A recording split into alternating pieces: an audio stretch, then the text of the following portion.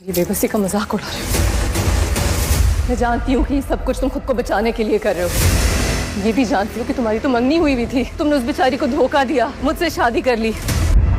समझती क्या तुम अपने आप को? ये तमाशा करके क्या प्रूव करना चाहती हो? राहिम की वालदा कहती है, क्या तुम्हें सब कुछ याद है कि किस तरह मैंने तुम्हारी मदद की थी? इस पर ईमन कहती है, हाँ मुझे याद है। मैं भला कैसे आपका एहसान भूल सकती हूँ कि आपने मुझे जॉब दी थी और इस जॉब ने तो मेरी जिंदगी ही बदल दी है। इस पर राहिम की वालदा कहती है कि जॉब देने का हरगिज ये मतलब नहीं कि तुम मेरे घर में ही घुस आओ। ईमन हैरान हो जाती है कि ये कैसी बातें कर रही है और फिर ये जब कमरे से जाने लगती है ईमन से कहती है कि मैं तुम्हें इस घर में बर्दाश्त नहीं कर सकती, तुम्हें इस घर से जाना होगा, तुम अपनी तैयारी करो। और फिर शहरोज की वालदा शहरोज से फोन पर बात करती है कि अभी तो उस लड़की को कुछ याद नहीं, राहिम ने तो उससे शादी कर ली है लेकिन उसे कुछ याद नहीं आ रहा। मुझे लगता है कि अगर उसकी मेडिसिन उसे वक्त पे ना मिली तो उसे सब कुछ याद आ जाएगा, फिर तो हमारे लिए मसला बन जाएगा। इस पर शहरोज कहता है कि आप ऐसा करें कि उसकी मेडिसिन उसे देती रहें, आपने ये एहतियात जरूर करनी है ताकि उसे कुछ याद ही ना आए। तो शहरोज की वालदा दोबारा से उस डॉक्टर से राब्ता करती है जिसे इसने पहले पैसे दिए थे कि ईमन की याददाश्त वापस नहीं आनी चाहिए। ये अपने खास बंदे के साथ फिर गाड़ी में बैठकर समंदर के पास जाती है और वहां पे उस डॉक्टर से मुलाकात करती है। डॉक्टर को सारी सिचुएशन बताएगी। डॉक्टर कहता है कि मेडिसिन मैं आपको देता हूँ, आपका ये अब मसला है कि किस तरह आप ये मेडिसिन उसे देंगी।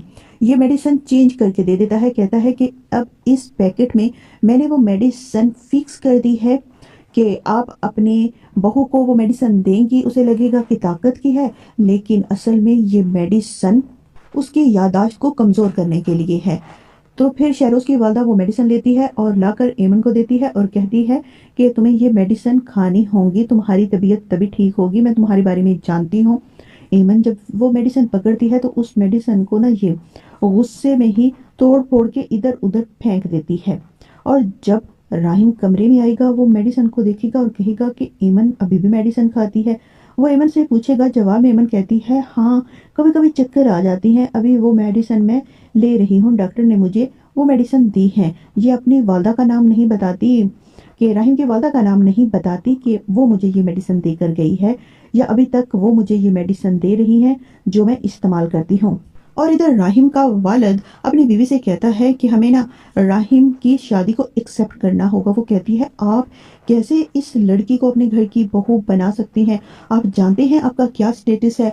जवाब में राहिम का वालिद कहता है, मैं जानता हूँ लेकिन हमारी मजबूरी है, अगर हम इस लड़की को कबूल नहीं करेंगे तो राहिम भी ये घर छोड़ के चला जाएगा, तो जो कि आप जानती हैं कि मैं ये बात बर्दाश्त नहीं कर सकता।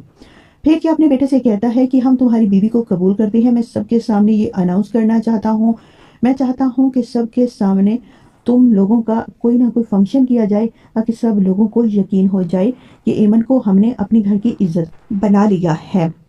तो ईमन का फिर फंक्शन होगा, ईमन का और राहिम का, सब लोगों को इकट्ठा किया जाता है जिसमें राहिम का वालिद बहुत खुश होता है।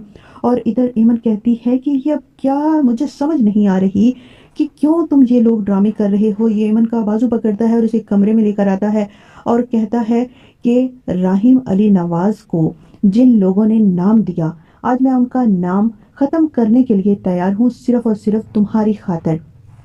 और दूसरी तरफ माहीन का वालिद बहुत गुस्से में है कि किस तरह वो राहिम को नुकसान पहुंचाए, उसकी वजह से उसकी बेटी की हालत बहुत ज़्यादा ख़राब है। तो अब वो अपनी प्लानिंग कर रहा होता है, उसे कुछ समझ नहीं आ रही कि किस तरह राहिम अली नवाज को वो बछाड़े, क्योंकि अब तो राहिम ने नई चाल चल दी है, इसने अब उस लड़की से शादी कर ली है। और माहीन का वालिद इस बात तक पहुंच जाता है कि शहरोज का पता नहीं चल रहा, शहरोज कहाँ गायब हो गया है। फिर वो शायद शहरोज के साथ मिल जाता है और शहरोज से कहता है कि तुम्हें अपने घर वापस जाना चाहिए, मैं तुम्हारा साथ दूंगा।